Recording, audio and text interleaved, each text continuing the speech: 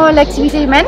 Nous, on a mis la déforestation et l'industrie comme des activités humaines, puisque la déforestation et l'industrie vont créer une augmentation des énergies fossiles. De même, nous avons mis que l'utilisation des bâtiments va aussi augmenter les énergies fossiles.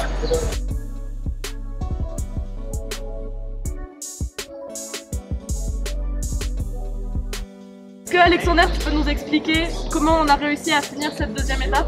Oui, on doit se demander pour chaque partie quelle est la cause et quelle est la conséquence pour pouvoir s'organiser. Donc par exemple, pour les émissions de CO2, la cause c'est les énergies fossiles et la conséquence la concentration de CO2. Après le CO2, quelle est sa conséquence? On sait qu'on produit l'effet de serre et l'acidification de l'océan. Les activités humaines ont toute une série de conséquences sur la vie sur Terre.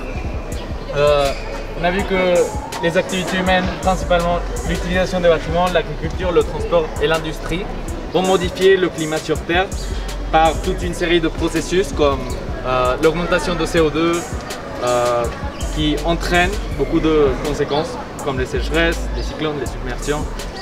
Et tout cela aboutit à des conséquences très tristes comme les conflits armés, la famine, les réfugiés climatiques. L'hausse de la température, elle va tout d'abord causer une hausse de la température de l'eau. Donc atmosphérique va en lien avec la température de l'eau.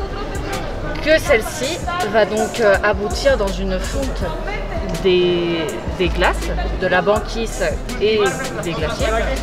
Et aussi toute une série de dérèglements climatiques, notamment les cyclones, qui vont eux à leur tour causer des submersions.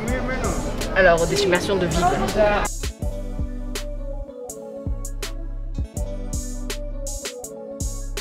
Le réchauffement climatique. La première, c'est réduire l'emploi des technologies et des énergies. La deuxième, c'est soutenir l'environnement pour planter plus d'arbres.